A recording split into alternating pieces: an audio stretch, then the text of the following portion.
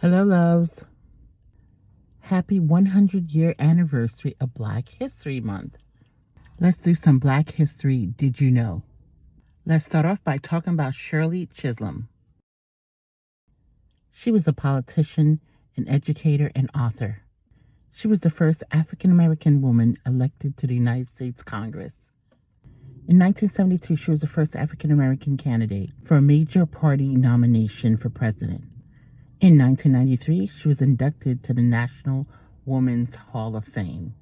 In 2015, she was awarded the Presidential Medal of Freedom by President of the United States, Barack Obama.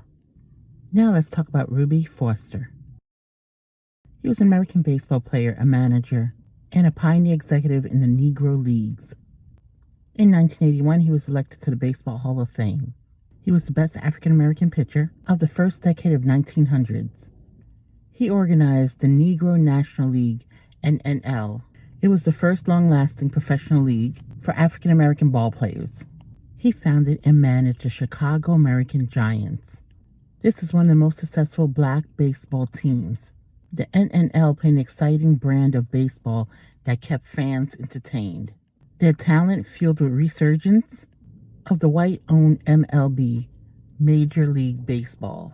However, instead of the NNL teams being consolidated into the MLB and their owners getting to keep their teams, they were rated and picked apart for the best of their talent, which was a point illustrated in William C. Rhoden's book, $40 Million Slaves. Now let's talk about the Dahomey Warriors. Remember the movie, The Woman King? It's about these warriors. All-female military regiment of the Kingdom of Dahomey, which is present-day Benin. The Europeans gave them the name Amazon Warriors because of their similarities to the ancient Amazon warriors of the Black Sea.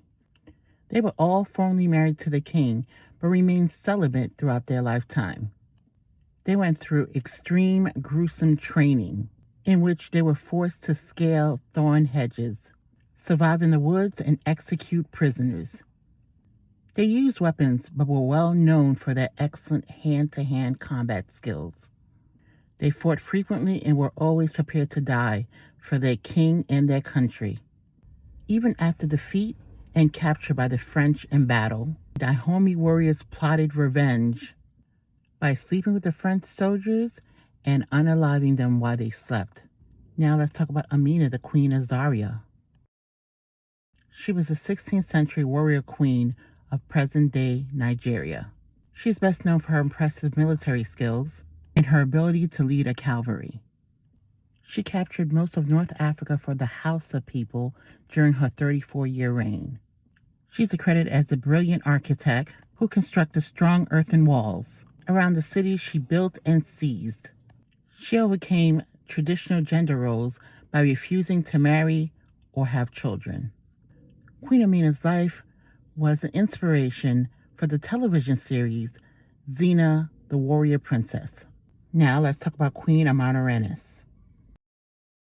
She was a warrior queen of the powerful Nubian region of Kush, which is modern-day Sudan. She is referred to as Candace in some European literature.